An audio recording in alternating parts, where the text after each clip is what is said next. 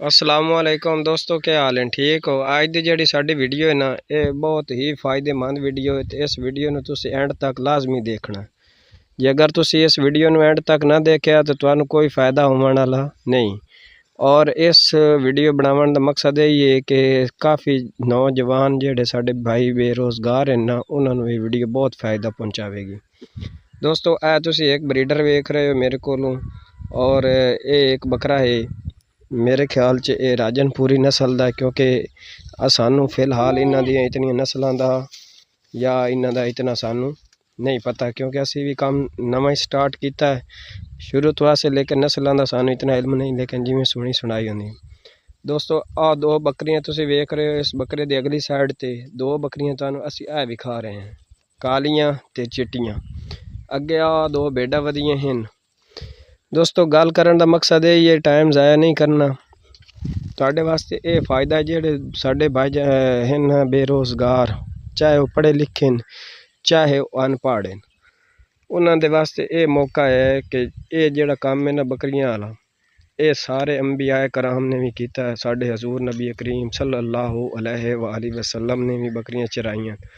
ये कोई जनाब मेहना या ताना या ऐसा काम नहीं जेड़े तुहानू नुकसान हो सकता है, क्योंकि जेड़ा काम हजूर पाक ने कर छड़िया ना, वो साडे वास्ते बेहतरीन नमूना है। दूसरी गल है दोस्तों, अगर तुहाडे को पैसे हैं तो तुसी बकरी इन्वेस्ट करो। अगर तुहाडे को पैसे नहीं, तुसी बेशक दे बकरी इन्वेस्ट ना करो। बगैर इन्वेस्टमेंट तो मैं 1 रुपया भी इन्वेस्टमेंट नहीं किया, और उस तो है तुहाडे सामने काम कर रही हूँ। लेकिन जेड़ा बगैर पैसे तो इन्वेस्टमेंट करनी है ना, तो काम करना है, वो तुहानू चाहिए 2 तो 3 साल मेहनत, और उस बाद तुहाडा प्रॉफिट है। वो अपने कोल आंदे होंदे ना वड्डे बंदे भी ते सियाणे भी, कि जनाब आली पहले साल हट्टी पहले साल चट्टी, दूसरे साल हट्टी ते तीसरे साल खट्टी। पहले साल यानी कि चट्टी लागत ही लागत, दूए साल कुछ वो तुहाडा कारोबार दा नमूना नक्शा बन जासी, और तीसरे साल तुहानू आमदन आनी। ये है बगैर जीरो तो, जेड़ा बंदा जीरो तो बगैर जेड़ा चलदा है ना, ये ओदे वास्ते। जेड़ा बंदा अगर इन्वेस्टमेंट कर सकदा, अगर वो 5 बकरियां 1 महीने दी प्रैगनेंट लवे, गब्बना लवे, वो बंदा उन्होंने 4 महीने तो बाद वो सो जासन, यानी कि इन्हों की मुद्दत है 5 महीने 5 दिन। अगर तो बकरियां सोंदियां तो 5 बकरियां 2-2 बच्चे भी देवें ना, तो 10 बच्चे वो हो गए, यानी कि वो टोटल बकरियां 15 हो जासन। चलो 5 नू रख लवे ना, तो बच्चा फी 20,000 रुपए का 2 लाख दे ओदे 5 बच्चे हो गए, लाख दे तो 5 हो गए, 2 लाख दे बच्चे हो गए, 2 लाख उन्हें प्रॉफिट आ सकता 4 तो 5 महीनों के दरम्यान है।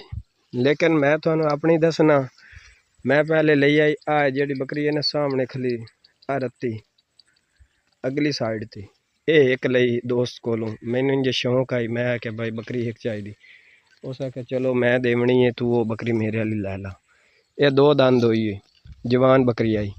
मैं लिए बच्चों के उत्ते बकरी वो दी है, जितने दिन सुबह मेरे को सूई 5 4 10 1 2, बाकी बच्चे जेड़े होने वो असी अद्धो अध करने।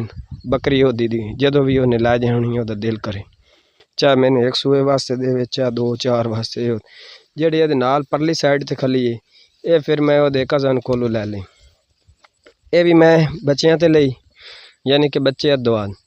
आ जेड़ियां 2 वड्डियां बकरियां ना, ये भी मैं बच्चों ते लईयां। लेकिन मकसद गल दा ये है कि सारियां मैं बच्चों ते लै लईयां।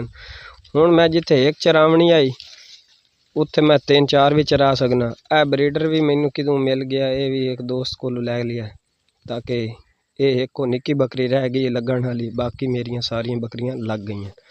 ये जेड़ी पहले मैं बकरी आंदी है ना, वो तकरीबन उसनू लगी नू 1.5 महीना हो गया है। बाकी 22-23 दिन हो गए ना। 2 कालियां वड्डियां वो निक्की रह गई, निक्की वास्ते असी ब्रीडर लिया है। तो ये ब्रीडर असी इस वास्ते नाल रलाया, ताकि कोई होर इन्हां दे विच अगर फिर गई ना, तो वो भी क्रॉस हो जासी, नहीं तो निक्की क्रॉस करा देने। दोस्तों गल करन दा मकसद यही है कि ये बकरियां नू कम से कम महीने दे नेड़े नेड़े होया खला 3 तो 4 महीने 4 1 महीने तक ना ये जनाब बकरियां सो जासन।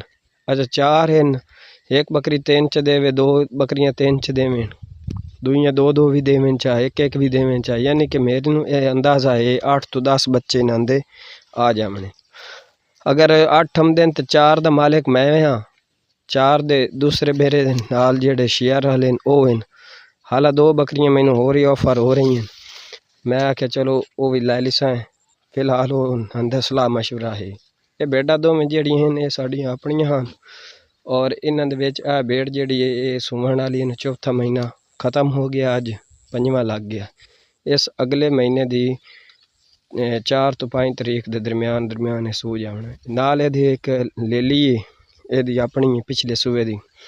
इनू साल मुकना है इस 10 तो 12 तरीक नू सितंबर दी। हुण अगस्त दी अज 29 तरीक, इस नू साल मुक जावना। और ये 2 बारी बोली है। हुण साडे कोल लेला कोई नहीं जेड़े इन्हूं क्रॉस करावी, क्योंकि लेले सारे बंदे ईद ते सेल कर दिते। हुण 1 महीना होर लगना है इस नू क्रॉस होंदे, लेकिन ये क्रॉस हो जावे लेले दी वजह तो रह गई है। अगली दफ़ा महीने तक इन क्रॉस करवा देना। मकसद गल दा है कि 15 महीनों के विच ये 2 दफ़ा बच्चे देंदियां। हुण ये बच्चे दे रही हैं साडे कोल दिसंबर तो जनवरी के दरम्यान है। अगे आ जावना अप्रैल च इन्हां बकरियां सारियां फिर दोबारा जेहड़ियां क्रॉस हो जावनियां, क्योंकि अप्रैल इन्हां दा सीजन का दिन और मौसम हुंदा अप्रैल ते अगस्त तो लैके अक्तूबर तक, अप्रैल तो लैके जून तक ये अगले महीने क्रॉस होंदियां रहंदियां।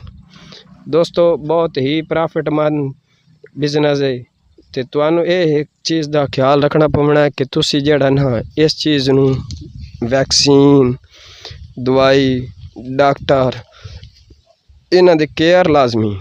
अगर तुसी इस चीज़ की गफलत करे सो, तुसी इन्हां दी दवाई ते या इन्हां दे डॉक्टर ना सदसो तो ये तुहानू नुकसान पहुँचा सकदी हैं। क्योंकि बच्चे सेहतमंद रहें, डॉक्टर इन्हां दी दवाई शवाई करते रहें, वैक्सीन साल 6 महीने च होंदी 1-2 दफ़ा वो कराओ, दवाई दिओ, इन्हां दा खुराक अच्छी सफाई अच्छी, तो ये तुहानू कभी भी नुकसान देवन वाला कारोबार नहीं। अगे तुसी खुद वेख लो कि मार्केट के हिसाब नाल गोश्त कितना महंगा है और बच्चे कितने ना। सानू 1-2 दोस्त बकरियां साढ़े जिम्मे लाई हैं, लेकिन बकरियां मिल ही नहीं रही। अगर मिलदी हैं तो बहुत महंगी मिलदी हैं। अगर काश साढ़े कोले बकरियां सू जांदियां, अगली दफ़ा साडा फार्म तैयार हो जाता है तो साढ़े कोलों लोग बकरियां ही लै जासन, बकरे लै जासन। तो पाकिस्तान के अंदर गोश्त की भी बहुत ज़्यादा, बाहर के मुल्क भी गोश्त की ज़्यादा मांग है। दूध भी तुसी इन्हां दा इस्तेमाल कर सकते हो, तुहानू हर लिहाज नाल फ़ायदा दे सकते हैं, नुकसान कोई नहीं। वीडियो चंगी लगे तो वीडियो नू लाइक और शेयर लाजमी करना है। कमेंट से दसना जो कोई भी साड़ी रहनुमाई कोई दोस्त कर दे साढ़े तो बेहतर जानता तो वो भी बाह भला, तो वरना असा जितनी खाई साढ़े ख्याल असी वो रहनुमाई कर दी।